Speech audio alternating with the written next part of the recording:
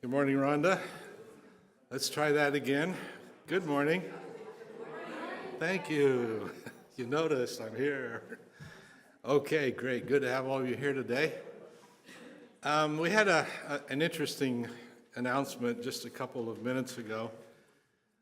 My scribe went to a lot of work to make a PowerPoint today and forgot to put it up on Proclaim. So I'm going to do my best. Everything was going to be up on the screen. I'm going to do my best to keep you up to date on the outline. If I miss something, flag me down. But this morning, I'm going to be greatly dependent upon your input. This is supposed to be a discussion time, okay? We have done this study before, some time ago. But I was thinking, we've got new members now, but they're all over in the new members class. Oh, yeah. But the college students, I think this would be a great, or should I say university students, this would be a great, I think, study for you, but for all of us. And as you can see, did anybody not get the handout that would like a copy? Okay. As you can see, we are going to be talking this morning about choices.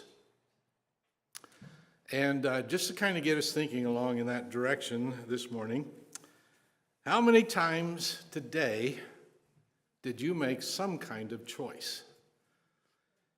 Think about that for a minute. And somebody just suggested to me some kind of a choice you had to make this morning. Tom? You had to choose to get up. Okay. I'm glad you did. Whether to bake the brownies before I meet with my next door neighbor, or should I put them in now? Okay. Yeah, I couldn't make up my mind when to start putting the brownies in. One of those gut-wrenching choices that a person has to make in their life, right? Okay. Anybody else have to make a choice this morning? What to wear this morning? Oh, yeah. I always do that on Saturday night, so it saves me a lot of time on Sunday. Anybody else? Choice you had to make this morning? Yes. Who was going to pick me up, and then the phone rang, and there was Anita. Okay. You didn't even have to choose. They chose for you, right? Okay. One more? Nobody else had to make any kind of choice this morning? Okay, I'm done. It was nice when Ben was in Georgia. Ben chose to comb his hair. I hadn't read my Bible yet, and I did a lot of thises and that's. And then I saw I had 15 minutes before having to leave the apartment, and I had my window. Okay, good. All right. Now, all those choices that we mentioned this morning, except for Tom's, and none of those were really a big deal, right? You could have chosen one way or another. I'm so glad Tom chose to come to get up today. But over a lifetime, think of consequences to almost every choice we make. Now, what pair of socks I decided to put on this morning, no consequence. But the bigger choices especially. And so that's what we're going to talk about this morning. Some of the choices we make are insignificant, some are life-changing, and some are with eternal consequences. What your occupation is going to be, what your ministry is going to look like.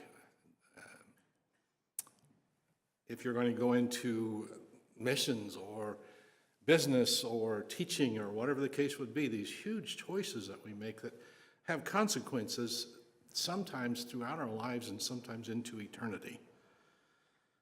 So, Proverbs 14:12 at the top of your handout there. There is a way which seemeth right unto a man, but the end thereof are the ways of death. So you know me, I love alliteration. Practically all of my sermons are illiterate.